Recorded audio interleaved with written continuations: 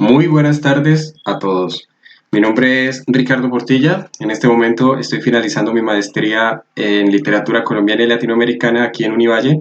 El día de hoy vengo a exponerles brevemente, bueno, no brevemente, en síntesis, digamos, lo que son los lineamientos curriculares de lengua castellana y qué es, digamos, lo más relevante que podemos tomar de este libro para aplicarlo a nuestra práctica docente y si alguno de ustedes está pensando de pronto en dedicarse a la administración educativa para la construcción de proyectos educativos institucionales.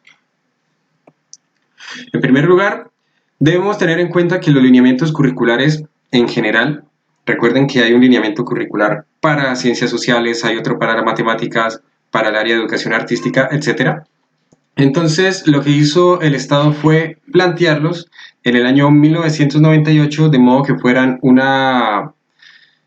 complemento a la ley 115 y que se propusieran algunas guías desde las cuales tanto los docentes como las escuelas puedan plantear sus currículos.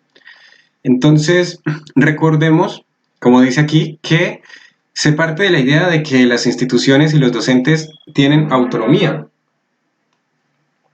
Eso quiere decir que estos lineamientos no deben ser seguidos al pie de la letra, sino que según el contexto, según la situación educativa particular, cada docente y cada institución tiene que tomar decisiones al respecto. Perdón. Entonces, estos lineamientos en lengua castellana tiene una construcción, una buena parte teórica y una buena parte práctica. La parte teórica ocurre principalmente al principio y a la mitad, cuando se conceptualiza al lenguaje, y tiene como fin dar una base desde la que, como se dijo previamente, se planteen las clases en lengua castellana. Ahora mismo ustedes sabrán que lo que conocemos como lengua castellana ya se habla en español, ¿no? Todavía no se han actualizado en este sentido los lineamientos. A mí me parece que de todas maneras hay una vigencia en este documento todavía, de modo que no hay una necesidad ahora mismo de replantear simplemente el título, ¿no? De lengua castellana. Se pueden actualizar de pronto las teorías que ya son del siglo pasado, pero ahora mismo todavía nos pueden servir de guía. Entonces, los tres objetivos se plantean desde el principio. Plantear unas ideas básicas que sirvan de apoyo a los docentes en sus definiciones referentes al desarrollo curricular dentro de los proyectos educativos institucionales, es decir, ya directamente a la práctica en el aula. Recoger la discusión sobre algunos puntos que tienen incidencia en la pedagogía de la lengua materna y la literatura y señalar caminos posibles en el campo de la pedagogía del lenguaje. Este documento está estructurado en 5 capítulos. Se parte de qué relación hay entre lenguaje, literatura y educación. Se continúa con una exposición sobre el currículo y proyecto educativo institucional. Se explica la concepción del lenguaje para luego, a partir de esas concepciones del lenguaje, plantear ejes alrededor de los cuales pensar propuestas curriculares y finalmente explicar algunos modelos de evaluación en el lenguaje, es decir, en el aula de español, cómo podemos evaluar según esos ejes.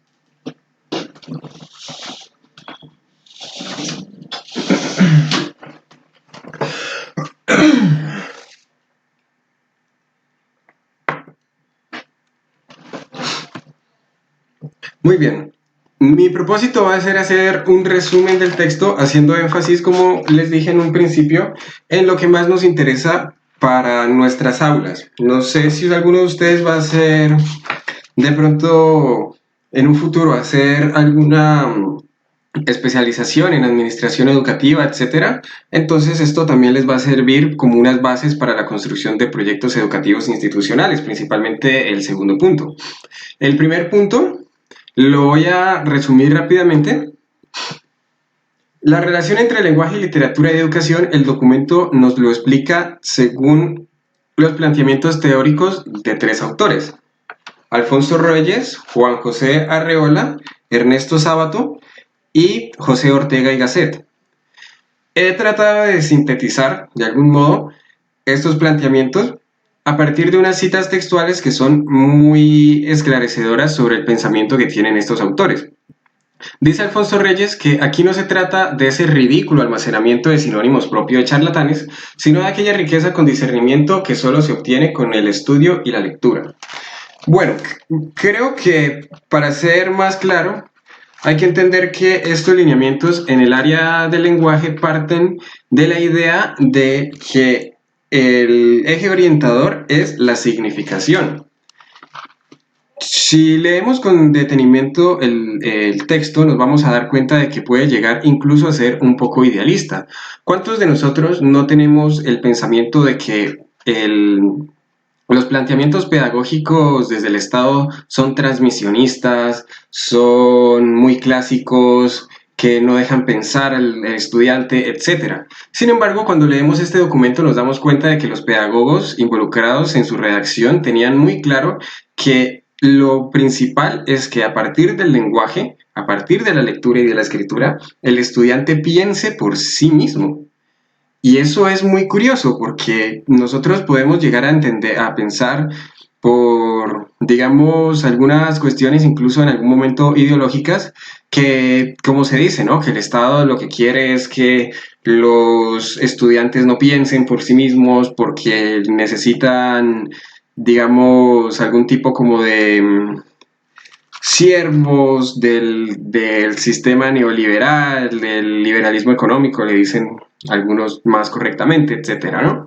Pero independientemente de esto, lo que quieren los pedagogos que recogieron estos autores es puntualmente la independencia del estudiante en términos de pensamiento crítico. Vamos a seguir viéndolo con los otros autores. Juan José Arreola habla de una educación con vocación autodidacta. La frase que he retomado, que se tiene en el texto es: como el conocimiento se ha hecho obligatorio, la escuela se ha vuelto destructora de la memoria.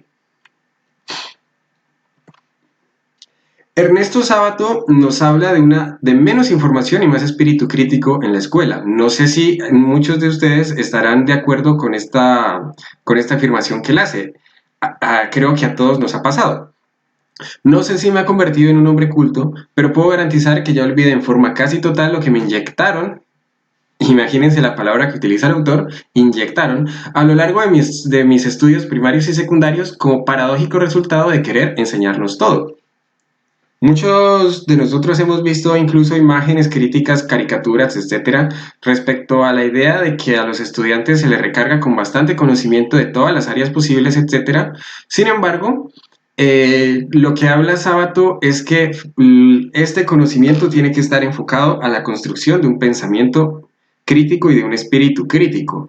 ¿Qué es el espíritu crítico? El poder cuestionarse las cosas que suceden en la sociedad, el no simplemente hacer caso a las corrientes de pensamiento que pueden ser dañinas para la humanidad, para nuestro país, etcétera.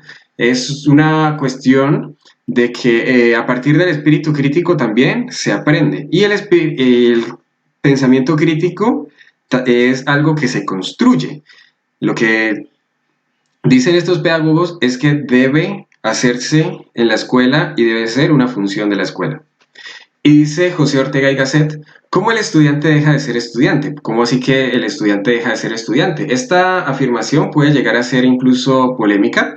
Dice: si dejamos a un lado casos excepcionales, reconocemos que en el mejor caso siente el estudiante una necesidad sincera pero vaga de estudiar algo, así in genere, de saber, de instruirse, pero la vaguedad de este afán declara su escasa autenticidad. Digo que es polémica porque lo que dice José Ortega y Gasset básicamente es que el conocimiento debe partir de una necesidad de conocer. Él dice incluso que las ciencias no deben ser enseñadas tal y como se enseñan. Las ciencias siempre han partido de la necesidad del ser humano por alcanzar un objetivo, por alcanzar un conocimiento puntual, y que se enseñen por sí mismas, de hecho, es prácticamente contraproducente para la idea del conocimiento. Entonces, a partir de estos autores tenemos claro, como les digo, que lo que estos lineamientos proponen es que la enseñanza en el lenguaje esté dirigida a la autonomía del estudiante como un ser crítico, como un ser pensante y como un ciudadano. No está enfocada, como les digo, simplemente a la construcción de algún tipo de obrero, como se decía a principios del siglo XX, a partir de la construcción de los currículos, ¿no? Simplemente eh, este pensamiento se enriqueció con los aportes de estos pedagogos y entonces vamos a ver cómo influye o cómo repercute entonces en el resto de lineamientos estas bases teóricas. Muy bien, entonces pasamos a lo que es el currículo en relación al proyecto educativo institucional. Ustedes saben que en una escuela, que en una institución educativa, el eje desde donde se mueven todas las clases, desde donde se mueven los planes de estudio, desde donde se mueve, en fin, la práctica que debe seguir el docente, es el proyecto educativo institucional. Normalmente, el docente en una escuela está regido a este proyecto educativo, así tenga cierta autonomía en su cátedra. ¿Por qué? Porque este proyecto siempre va a estar dirigido a unos objetivos muy concretos que quiere conseguir la escuela y el docente debe estar acorde a sus objetivos. Lo que nos dicen los lineamientos para como planteamientos básicos sobre la escuela y sobre sus fines sociales es que la escuela es un espacio simbólico y comunicativo en el que los sujetos construyen proyectos comunes y se socializan, que la acción educativa como una práctica de interacción simbólica de intercambio y reconstrucción cultural es una práctica de interacción simbólica, ¿no?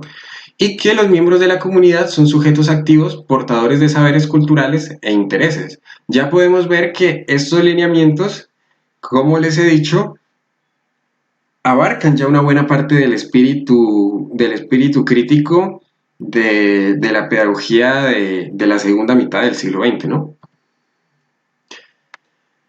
Como les decía, entonces el proyecto educativo institucional es un horizonte de trabajo hacia el que debe tender la educación.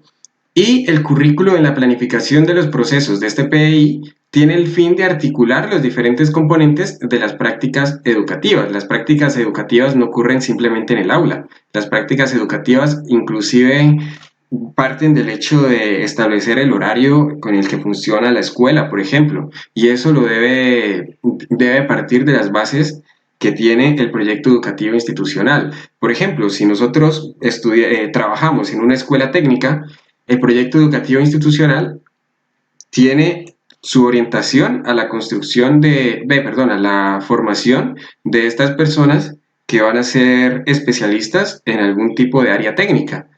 En lo personal, por ejemplo, mi colegio era un instituto técnico industrial. Yo de hecho me gradué con un diploma del SENA sobre metalistería y la verdad no significa que todas las materias van a estar dirigidas al hecho de que uno sea un técnico, eso no es lo que quiere decir. Sin embargo, el proyecto educativo e institucional sí va a dirigir las, la mayor parte de los planes de estudio para las materias a un tipo de conocimiento específico que digamos, contribuya a la formación de ese estudiante graduado que se quiere.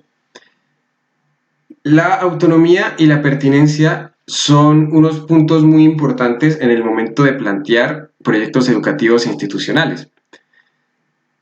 Como decía desde un principio, estos lineamientos no tienen un fin de convertirse en unas normas rígidas sobre cómo deben hacerse las cosas, más bien es una guía desde la que los colegios y los profesores hacen sus currículos. Entonces, dirigen el currículo, no creo que se haga como tal. Bueno, entonces la autonomía dice el documento que es Se puede entender como la opción por la multiplicidad de propuestas curriculares y por el fortalecimiento de las comunidades pedagógicas en la toma de decisiones sobre su quehacer.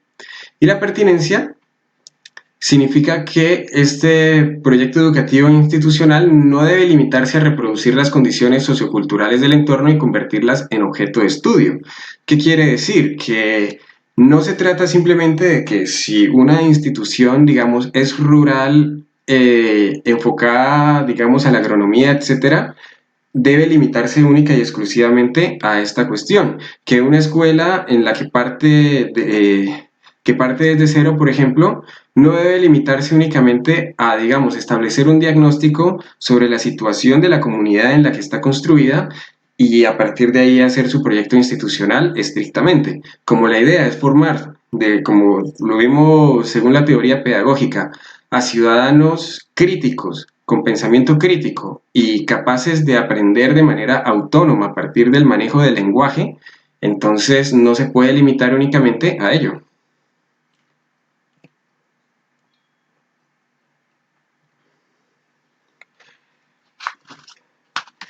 En la formulación de proyectos educativos institucionales son muy importantes los procesos y las competencias. Las competencias vamos a ver más adelante con mayor énfasis en otro punto. Se piensa desde la constitución y formación de los sujetos en diferentes dimensiones de su desarrollo. Básicamente, una competencia, bueno, la vamos a definir más adelante con mayor puntualidad, simplemente es la capacidad de un sujeto para hacer algo. Es así de sencillo. Una competencia, alguien que es competente es capaz de hacer algo. Por eso se habla de competencias eh, puntuales, ¿no? Competencias en tal cosa, competencias en tal otra. Muy bien. Y entonces, ¿estos procesos qué significan? Que estas competencias tienen que ser sistemáticas, tienen que acompañar el proceso de pensamiento del estudiante y principalmente su proceso de formación. El nivel educativo en el que se encuentra es muy importante. Las competencias que se le van a pedir a un niño o niña de cuarto o quinto grado de primaria no van a ser las mismas con las que se espera que respondan un estudiante de un grado 11, por supuesto. Y esto es una cuestión no solamente de que el estudiante pase de un grado a otro, es sobre las capacidades que se han estado generando a lo largo de cada uno de estos grados. Es una cuestión encadenada. Sabemos, por ejemplo, que necesitamos aprender a sumar, restar, multiplicar y dividir antes de realizar una ecuación de primero o de segundo grado. Y este desarrollo de las competencias está visualizado a través de desempeños y de acciones en distintos campos. Es justamente lo que les acabo de explicar.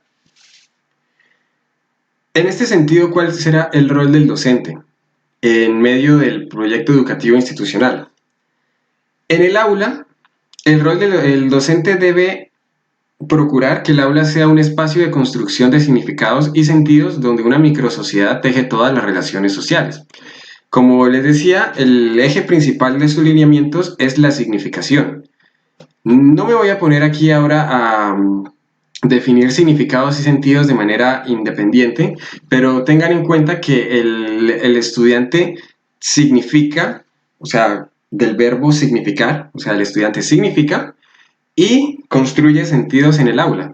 Entonces, el docente, eh, como, como eso es un proceso constante, debe jalonar, esto es un término que lo dice el mismo libro, jalonar en la actitud de indagar, cuestionar, introducir obstáculos para suscitar desarrollos y elaboraciones discursivas, cognitivas y sociales de los estudiantes.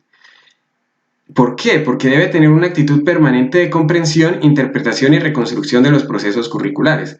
El docente debe ser moldeable y debe poder de alguna manera plastificar su práctica de acuerdo a la situación que percibe en el aula. A pesar de que tenga incluso un plan establecido de antemano, debe saber en qué momento es pertinente añadir o complementar algunos de los temas que ha propuesto según las necesidades que ve, según la actitud que perciben los estudiantes, según los conocimientos que estos estudiantes han expuesto en el aula y se evidencian en el aula. ¿Por qué? Porque cada una de las áreas básicas de estudio, áreas básicas hablamos puntualmente, o sea, las áreas de estudio, las materias como las entendemos incluso, requieren de un espacio de trabajo con características particulares. Yo creo que no escapa a nadie que el espacio que se debe, no nos referimos simplemente a que, digamos, cada área de estudio debe tener su salón particular, ¿no? Por supuesto, eso en algunos contextos es imposible, pero el docente y la escuela sí debe procurar que el espacio, cuando en el momento en que ocurren en que se están enseñando estas áreas de estudio, sean adecuados para, para entender estos conocimientos puntuales. Entonces, ustedes dirán, bueno, pero entonces si esto es realmente tan flexible, ¿para qué planificar? ¿Para qué planificar? De hecho, esto mismo se lo pregunta al mismo texto en los lineamientos. Entonces, si lo importante es que esto se plastifique de acuerdo al contexto, entonces ¿no sería mejor como ir día tras día? No. Lo que dicen los lineamientos es que la planeación de las clases, la planeación a partir del currículo es necesaria. Que una cosa se pueda cambiar durante la práctica ya responderá a las capacidades que tiene el docente de darse cuenta de problemas puntuales que han surgido o que no habían sido detallados en los primeros momentos de la práctica, de modo que se pueda complementar este plan. Pero el plan, lo más pertinente es que exista, que la cuestión esté planificada desde el principio. Este apartado de los lineamientos termina con una recomendación prácticamente sobre el trabajo por proyectos. Trabajar por proyectos con un grupo de estudiantes supone involucrarlos directamente en la creación de este plan o de una parte de este plan, ya que cuando uno dice que está trabajando con proyectos en un aula, significa que se ha puesto de acuerdo con los estudiantes para la construcción de un proyecto desde el primer momento en que se plantean los objetivos de ese proyecto, se delimitan esos objetivos, se ejecutan y finalmente se realiza una evaluación de sus resultados. En algunos casos, las personas consideran que trabajar con proyectos con un grupo de estudiantes es simplemente, por ejemplo, llevarles un proyecto y que ellos ejecuten ese proyecto. No, el proyecto parte de la planeación y se debe hacer con los estudiantes. Por eso este capítulo del libro hace de hecho bastante énfasis en el trabajo por proyectos. ¿Por qué? Porque lo considera una alternativa a simplemente la creación de una malla, de una malla curricular con unos temas que se deben seguir uno tras otro, porque el proyecto involucra al estudiante en la construcción de su conocimiento, e involucra al estudiante como un planificador del conocimiento que va a tener. Muy bien, en resumen, esto es la cuestión referida al currículo y cómo se relaciona con el proyecto educativo institucional. Lo estoy haciendo de manera breve para que la exposición no sea agotadora. Vamos a seguir con lo que los lineamientos curriculares entienden sobre el lenguaje, qué concepciones del lenguaje vamos a manejar, ya que ustedes se habrán dado cuenta de que en el apartado anterior muchas de las cosas que se han sintetizado sobre estos lineamientos se podían aplicar a buena parte de las áreas de estudio, no necesariamente del lenguaje, ¿no? Entonces, aquí entramos en materia sobre qué es exactamente lo que entendemos como lenguaje, cómo esa concepción del lenguaje nos va a ayudar a la hora de diseñar prácticas pedagógicas para nuestros estudiantes o incluso diseñar proyectos educativos a partir de la idea del manejo del lenguaje y cómo ello puede facilitar la formación de ciudadanos críticos y pensantes de manera autónoma. Lo que dice, lo que dicen los lineamientos es que hay que trascender la idea de competencia lingüística o de competencias lingüísticas, me perdonan la rata, como horizonte del trabajo pedagógico, ya que no se trata simplemente de que el estudiante cumpla con unas funciones puntuales sobre el manejo del lenguaje. Por eso, los lineamientos sugieren o directamente proponen que el enfoque desde el que se entiende el lenguaje sea el semántico comunicativo. Cito, semántico en el sentido de atender a la construcción del significado y comunicativo en el sentido de tomar el acto de comunicación e interacción como unidad de trabajo. Porque el estudiante nunca va a aprender solo, así sea incluso el estudiante más apartado del aula que casi no habla con nadie, eso siempre va a ser un conocimiento que se construye desde la sociedad y desde la idea de que somos personas sociales. Entonces, la construcción del significado va a repercutir siempre de alguna manera en la sociedad de la que este estudiante o estos estudiantes hacen parte. Entonces, dicen los lineamientos, cito, que el trabajo por la construcción del significado, el reconocimiento de los actos comunicativos, comunidad de trabajo, el énfasis en los usos sociales del lenguaje, el ocuparse de diversos tipos de textos y discursos, la atención a los aspectos pragmáticos y socioculturales implicados en la comunicación son básicamente el eje o los objetivos, las prioridades, digamos, de trabajar a partir de esta concepción del lenguaje según el enfoque semántico comunicativo. Entonces,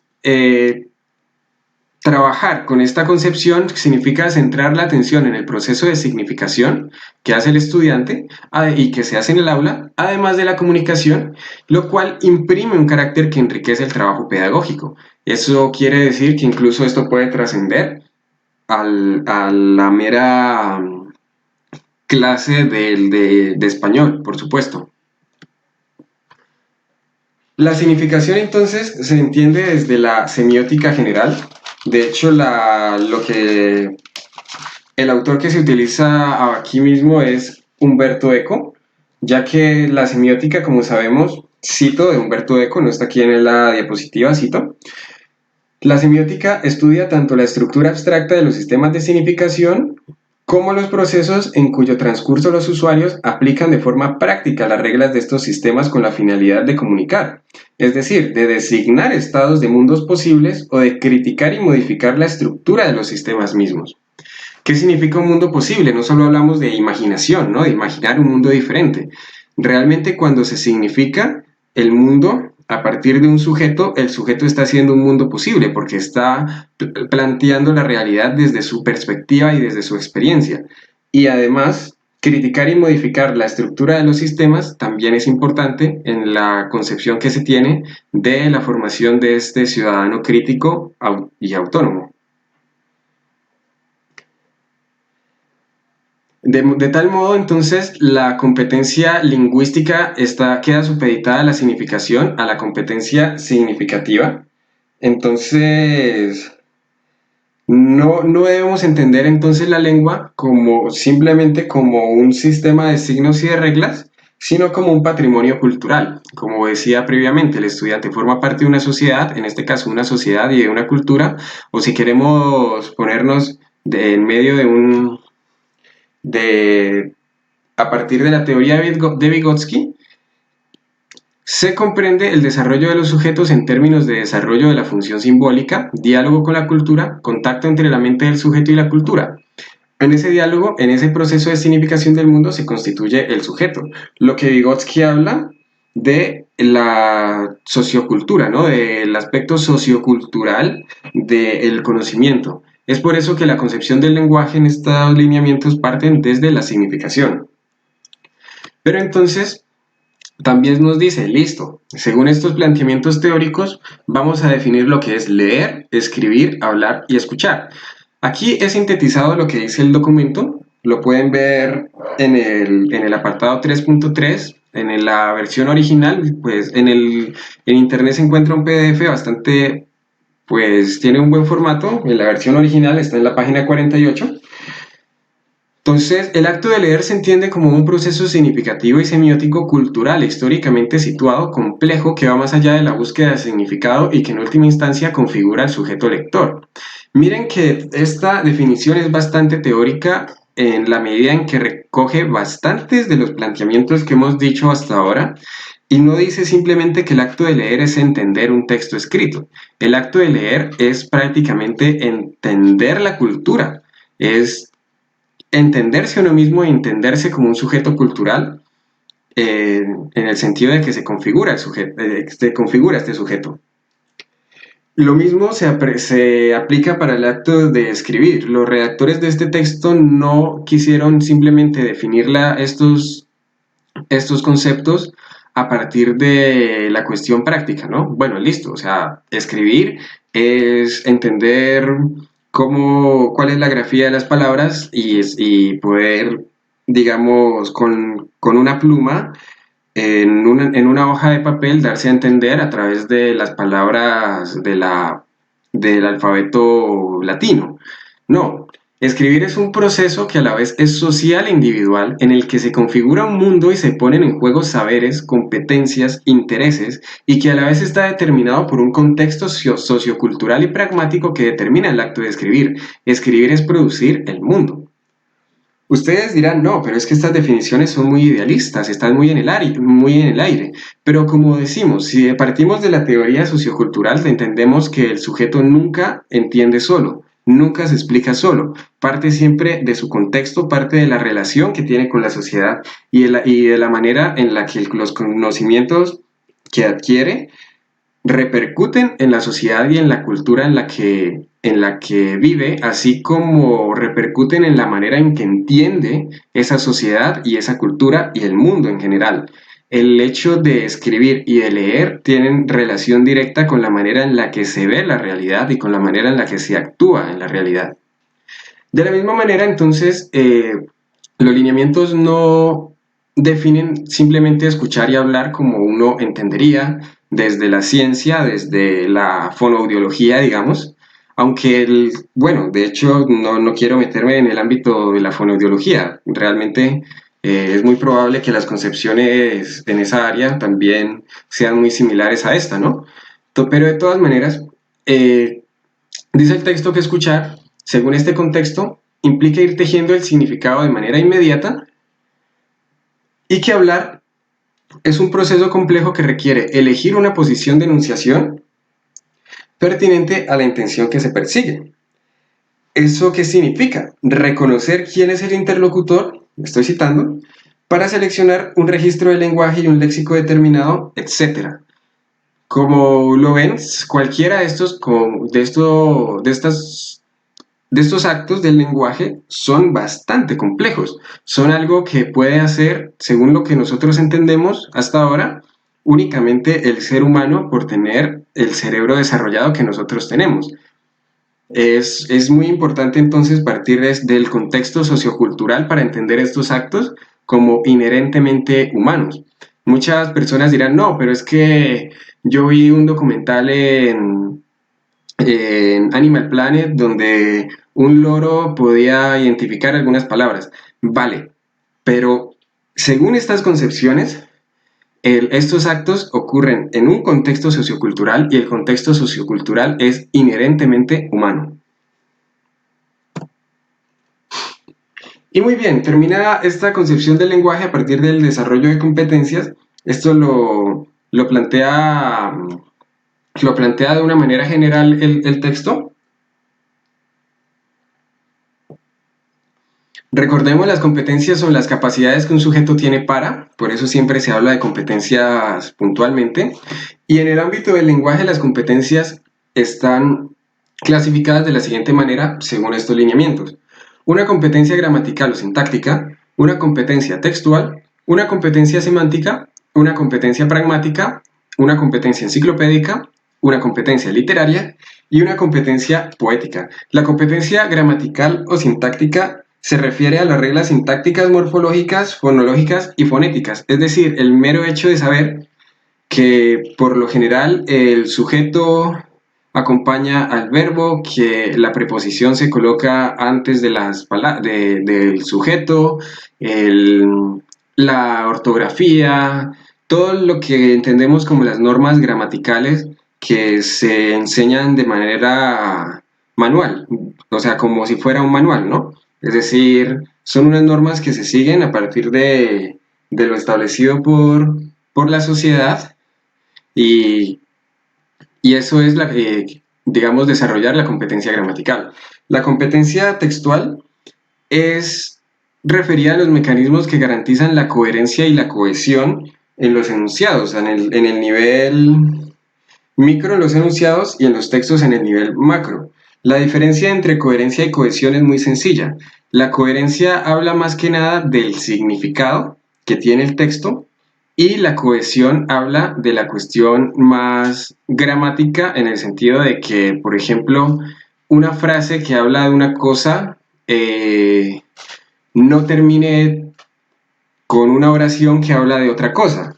No es necesariamente eso incoherencia. Incoherencia es que, por ejemplo, una afirmación se afirme algo en el principio de un texto e inmediatamente después ese algo quede contradecido de manera, digamos, ilógica o contradictoria, pero toda la gramática, todo el orden lógico, digamos, de los enunciados desde la gramática puede existir, puede ser correcta, las oraciones pueden estar perfectamente bien escritas, pero cuando uno se pone a ver el sentido, perdón, el sentido de estas oraciones, simplemente nos damos cuenta de que no lo tiene o de que produce una contradicción de manera silogística, ¿no? No sé si esa palabra existe, pero, o sea, que no se produce un adecuado silogismo en el sentido de lo que se quiere decir.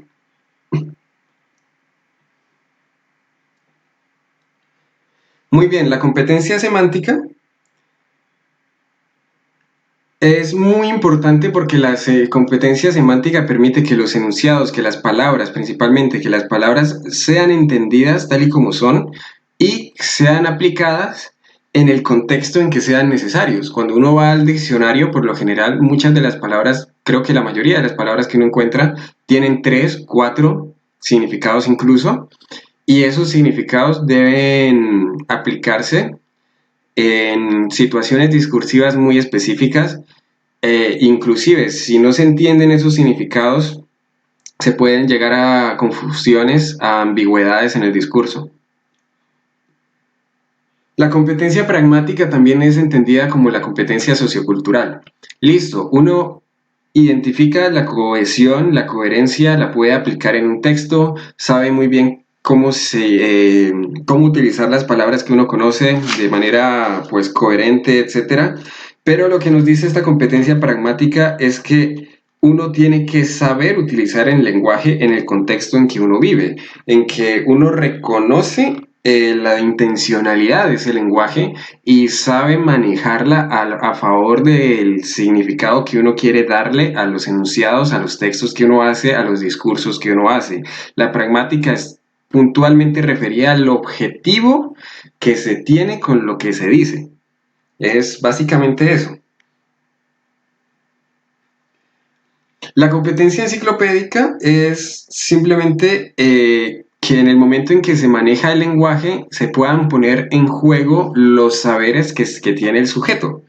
Es decir, toda la construcción de conocimiento que ocurre no solo en la escuela, sino en, digamos, a partir de la ficción que se consume, a partir de las conversaciones que se tienen, etcétera, todo eso de alguna manera supone algún conocimiento. Entonces, esa competencia enciclopédica significa que una persona es capaz de poner en su manejo del lenguaje ese conocimiento que se tiene. Que una persona, por ejemplo, que está estudiando ciencias, etcétera, sepa aplicar todo ese conocimiento científico al manejo de su lenguaje. Muchas personas incluso plantean esta competencia enciclopédica desde el mero hecho de conocer cosas y luego poder expresar que se conocen esas cosas. Una competencia literaria es, surge a partir del saber literario y surge principalmente de la experiencia lectora. Ya hablamos de la literatura en unos términos no muy generales. No se habla aquí de una literatura que abarca, por ejemplo, todo tipo de ficción que se pueda consumir. Bueno, ustedes, de pronto a algunos de ustedes no les gusta la palabra consumir, es un poco ambigua, pero la ficción que se lee, la ficción que es, del cual uno es espectador, aquí se refiere directamente a la literatura como la conocemos en general, ¿no? Los libros literarios, los textos literarios, cuentos, etcétera. Y entonces también una competencia literaria refiere al hecho de entender, analizar e interpretar las obras literarias.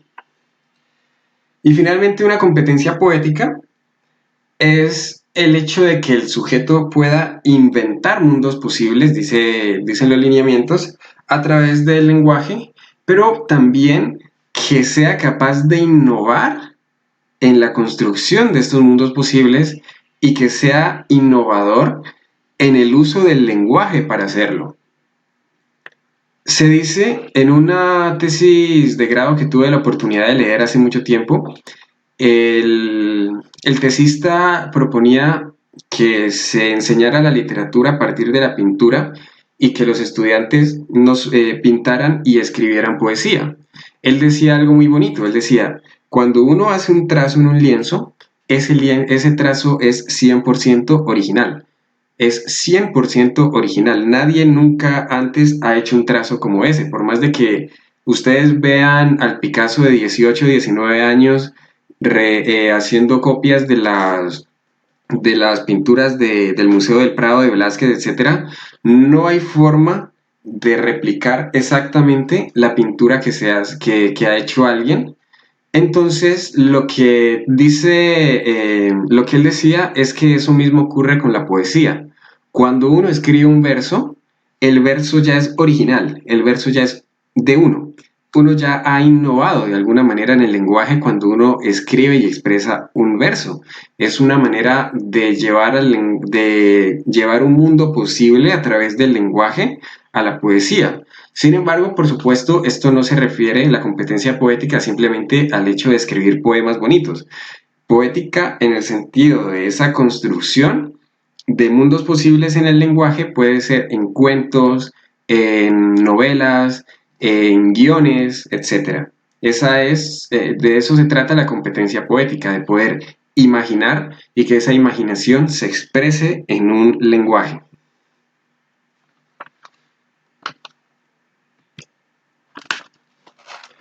Muy bien, pasamos a una parte que puede llegar a ser un poco compleja. He tratado de sintetizarla de la mejor manera posible.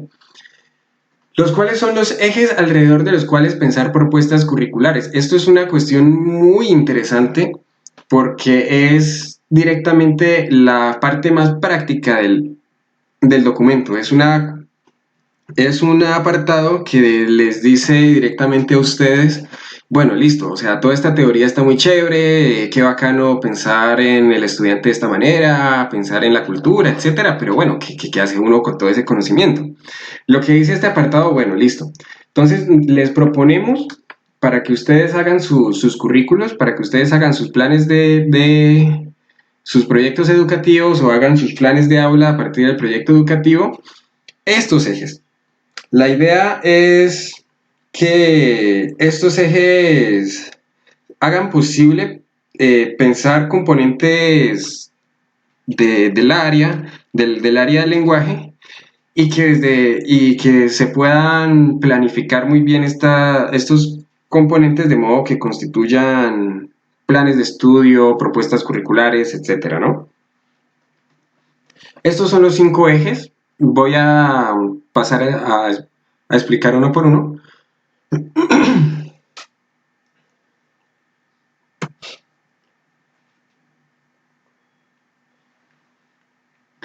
El primer eje es referido a los procesos de construcción de sistemas de comunicación. ¿Qué significa eso?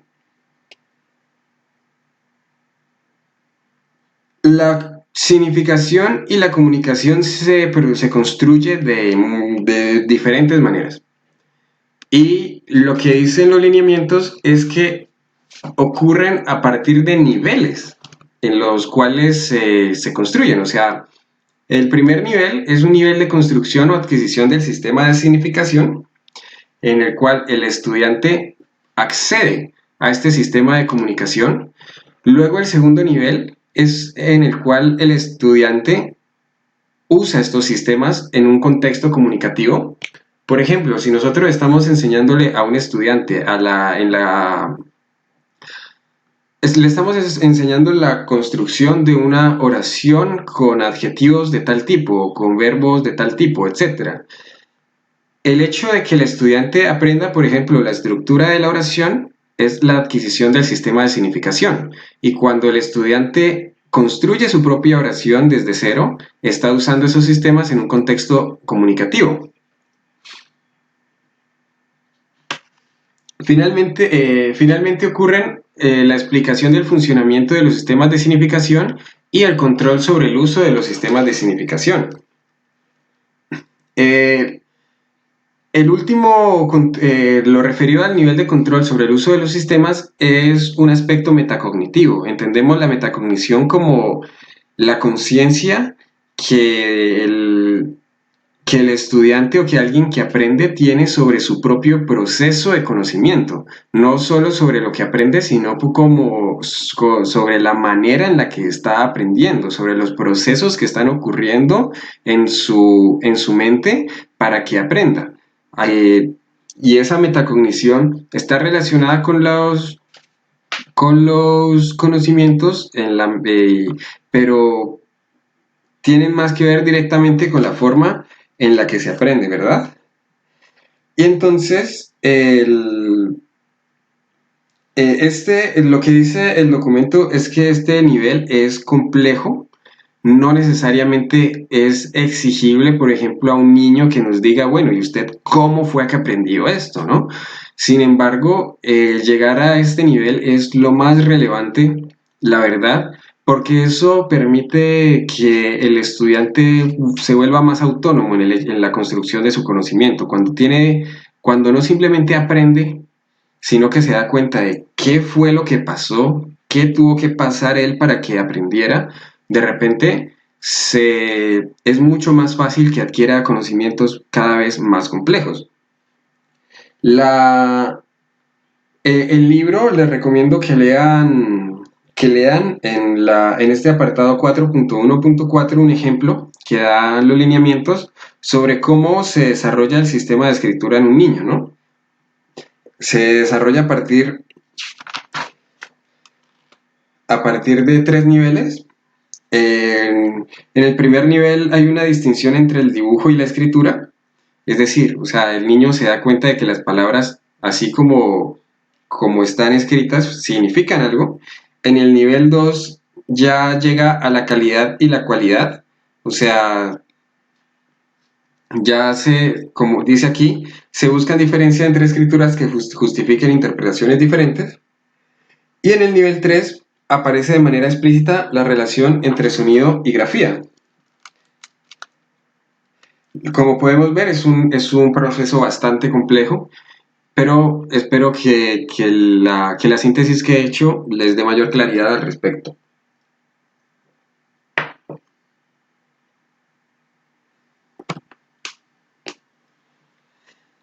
El segundo eje está referido a los procesos de interpretación y producción de textos. Esto es bastante interesante porque permite de una manera muy práctica evaluar incluso la manera en la que el niño está estudiando. Los procesos a nivel intratextual se refiere a las estructuras semánticas y sintácticas en las microestructuras y macroestructuras. Es decir, el manejo del léxico, eh, la coherencia, la, mm, la cohesión, etc. Los procesos referidos a nivel intertextual es que los estudiantes tengan la posibilidad de reconocer relaciones existentes entre el texto y otro texto. Cuando hablamos de intertextualidad, nos referimos, por ejemplo, a esa sensación que uno tiene de haber visto o leído una historia antes.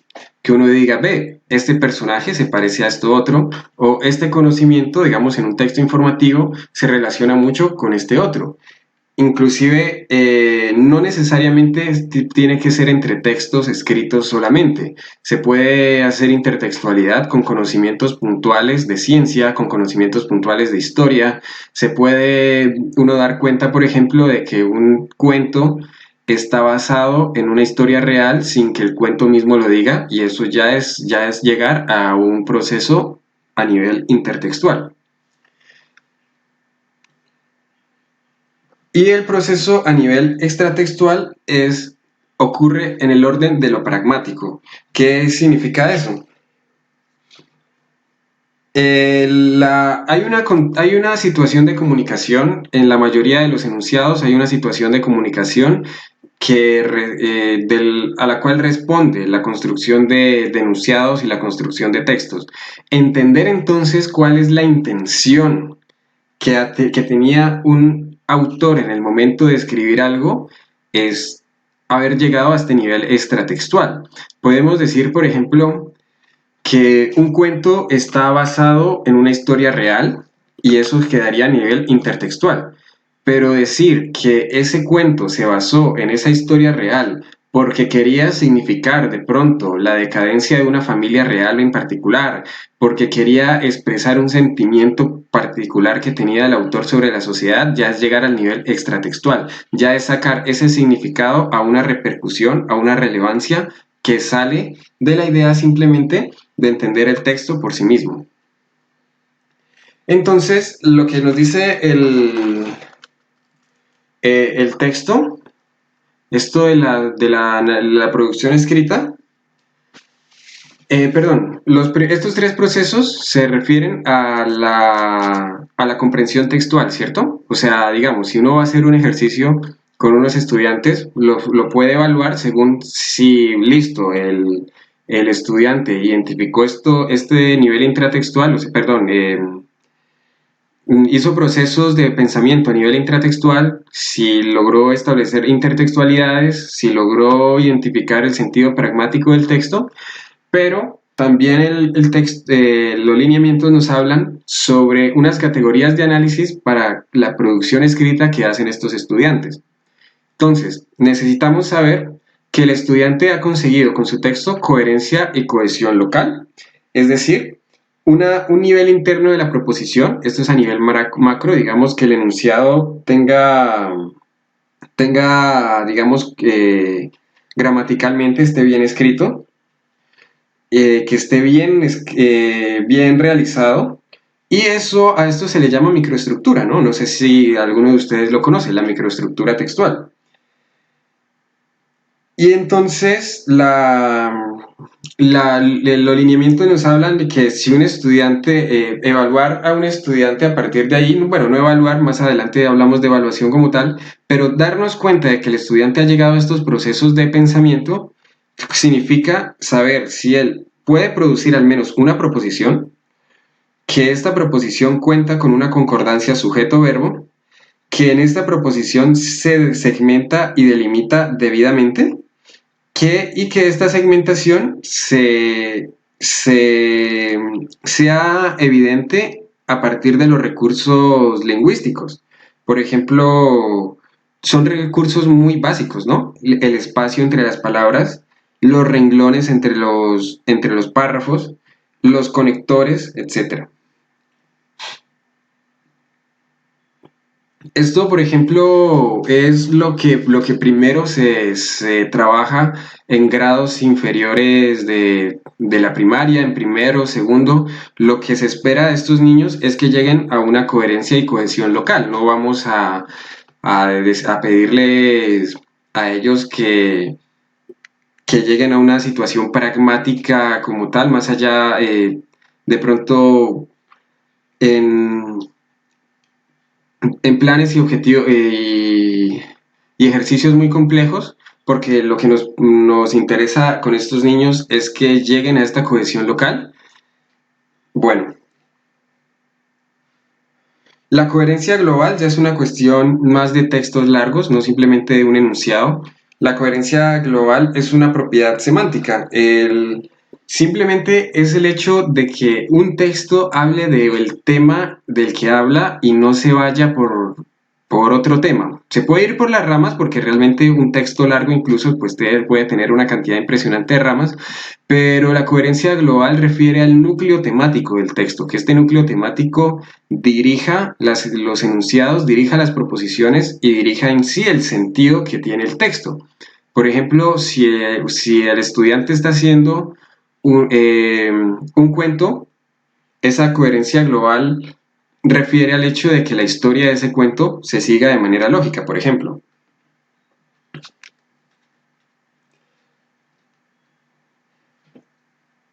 Tiene que ver puntualmente, principalmente con el hilo temático, como les digo. La coherencia y la cohesión lineal ya está referida a una cuestión un poco más técnica del manejo del lenguaje y es no solo seguir la coherencia temática como en la global, sino en el hecho de que las preposiciones tengan que ver entre sí, que haya una relación entre ellas a través de conectores, a través de frases conectivas, a través de oraciones que establecen esta linealidad.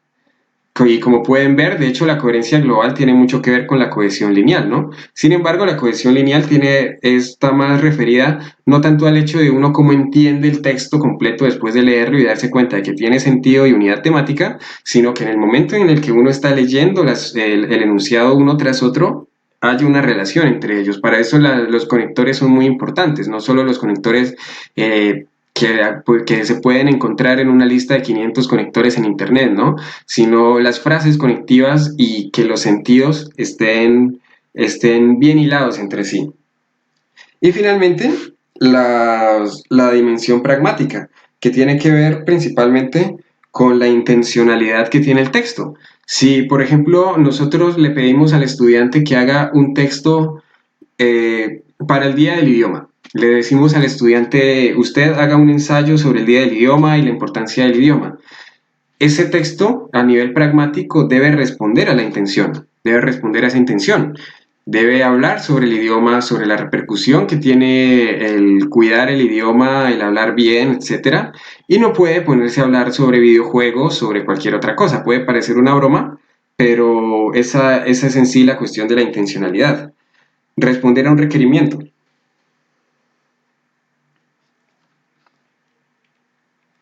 Y dentro de la pragmática también hay que tener en cuenta algo que se conoce como una superestructura.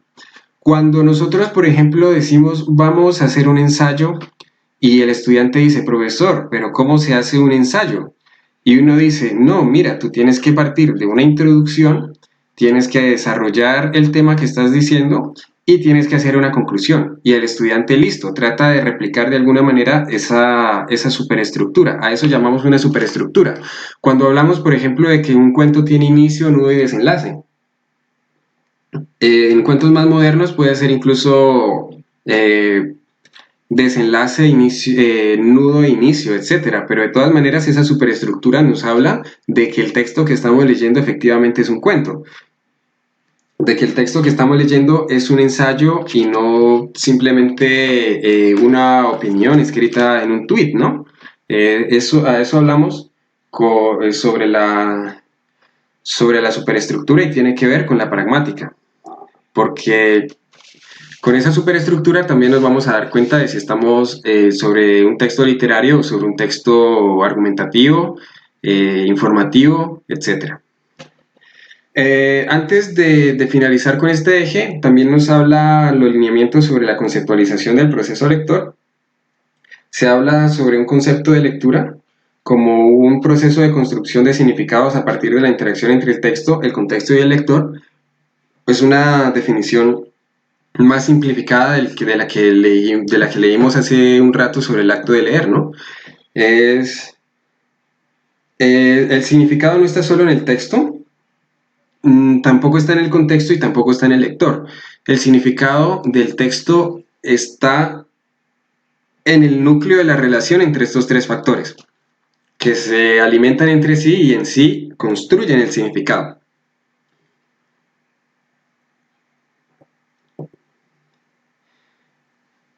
Y también nos habla de algunos factores que determinan la comprensión lectora, pero yo les recomiendo que ustedes hagan énfasis en su lectura del texto. Está en el apartado 4.2.2 para que pasemos al tercer eje, que es el eje referido a los procesos culturales. Les recomiendo que hagan una buena lectura de este apartado que les digo, del 4.2.2, porque estos factores que determinan la comprensión lectora son interesantes, ¿no?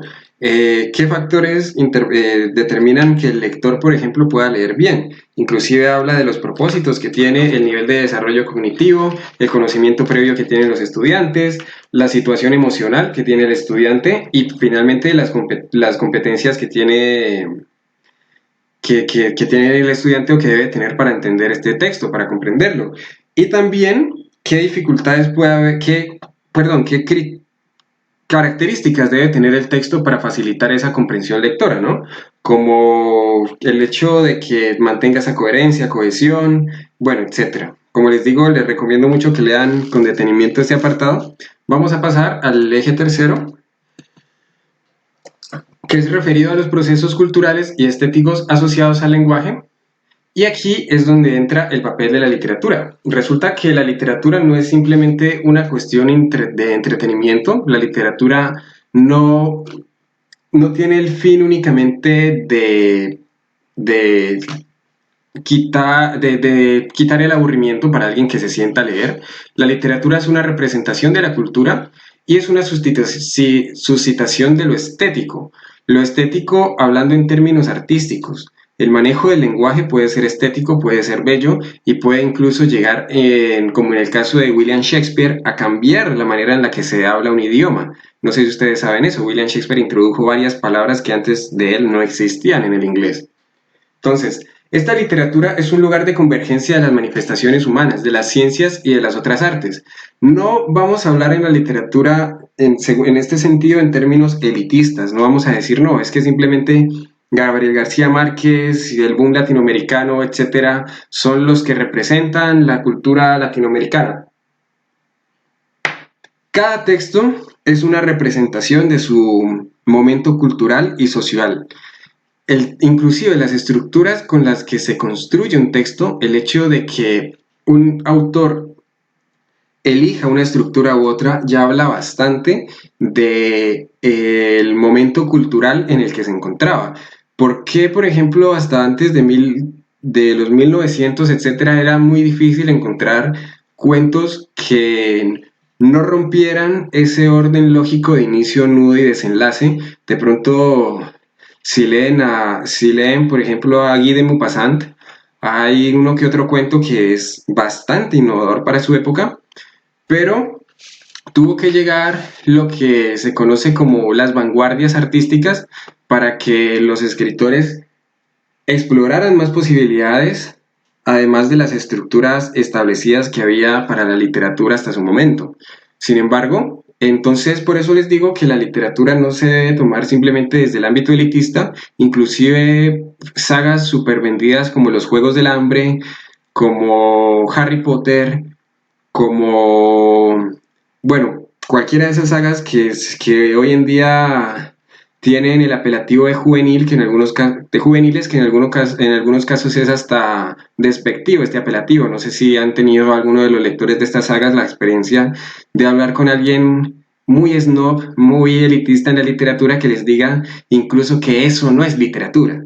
No, la literatura siempre responde a una situación cultural, inclusive esos textos tienen riqueza lingüística y tienen mucho para analizar.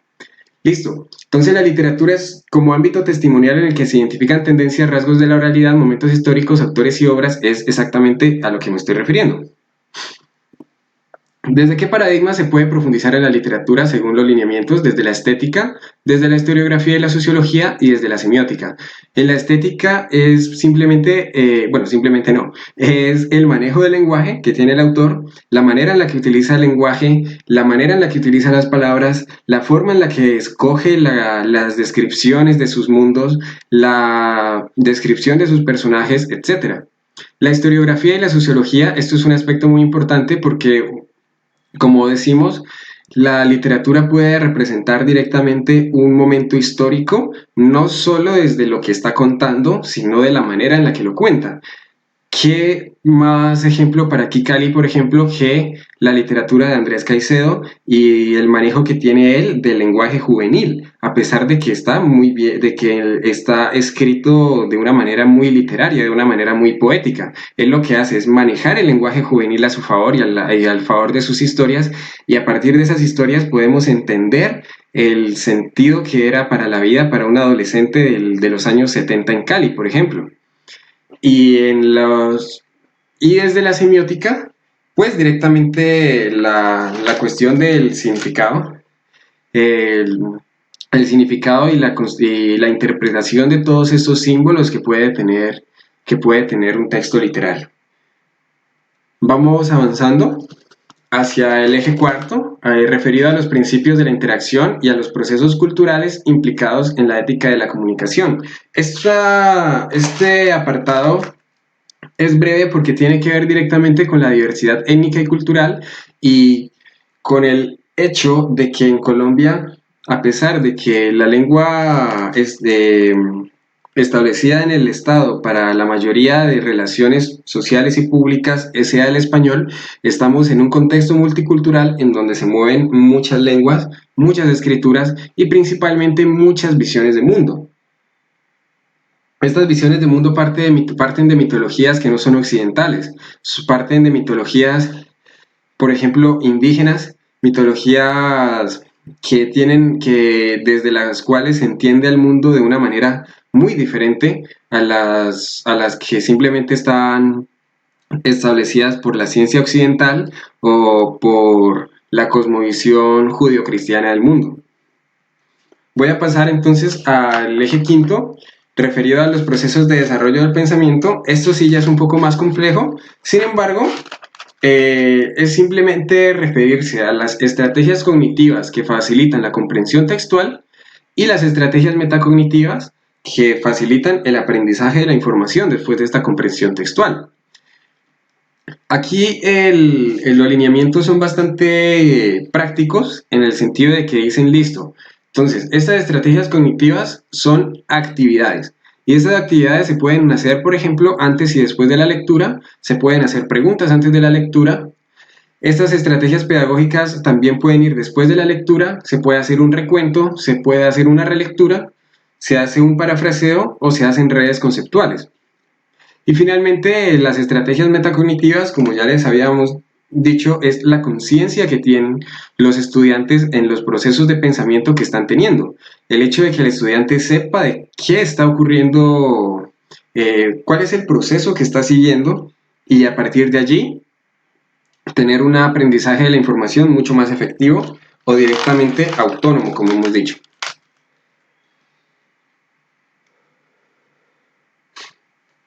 Muy bien, vamos terminando con los modelos de evaluación en el lenguaje. En un área de estudio como es la de español o la de la lengua castellana, nos hablan de unas herramientas en el aula que nos pueden servir para evaluar los procesos. Nos hablan de unas categorías para el análisis de la comprensión lectora y nos hablan de las pruebas ICFES. La verdad, muchas de estas cosas ya las hemos dicho directa e indirectamente antes, así que voy a ser breve con este apartado. Evaluar como investigar, o sea, la evaluación como investigación es una propuesta que me llama mucho la atención de los lineamientos, ya que dice que en los procesos educativos se evalúa, se reflexiona, pero las estrategias que se hacen para estas evaluaciones en algún momento tienen que innovar para la situación educativa concreta.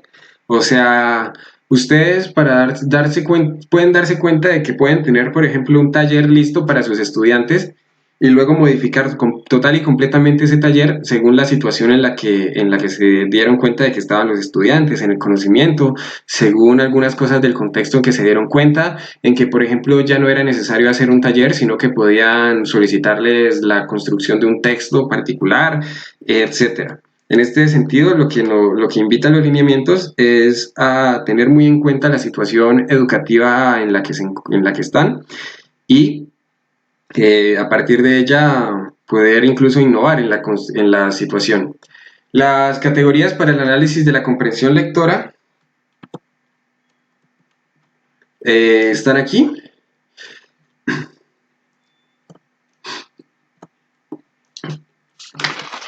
Se refieren puntualmente sobre el nivel literal, el nivel inferencial y el nivel crítico intertextual que habíamos visto previamente. No sé por qué aquí en esta diapositiva no me aparecieron, pero esta rejilla nos la regalan los lineamientos a modo de ejemplo. Entonces dice, bueno, listo, entonces si queremos analizar la superestructura, vamos a saber si por ejemplo, el texto escrito por el estudiante cumple a nivel pragmático, eh, globalmente, secuencialmente y localmente, a nivel sintáctico, a nivel morfosintáctico, etcétera, ¿no? Y finalmente terminamos con la cuestión del Servicio Nacional de Pruebas ICFES. Yo no decidí no hacer mucho énfasis en esto porque sí es algo que refiere a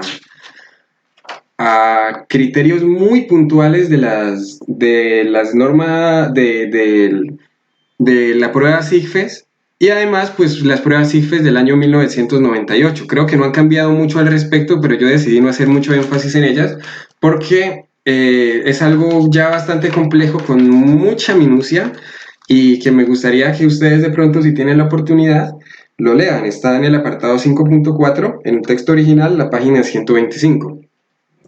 Entonces, recapitulando, estos lineamientos establecen unas guías puntuales desde las que se entiende la enseñanza del lenguaje y la enseñanza de los usos del lenguaje. Ya lo hemos dicho varias veces en esta exposición, parte de la idea de que con el lenguaje, que el lenguaje sea una forma con la que el estudiante sea un sujeto autónomo, un sujeto consciente, que a partir de su manejo del lenguaje, su manejo de la lengua, pueda entender el mundo, pueda significar ese mundo y pueda incluso proponer unos mundos posibles, como puede ser el caso de la literatura, o incluso criticar y denunciar estructuras dañinas para la sociedad, y eso todo ello lo hacemos a partir del lenguaje y del manejo que tenemos. Agradezco mucho la atención. Esto es básicamente una síntesis de los lineamientos curriculares. Nos veremos en una futura ocasión. Que estén muy bien.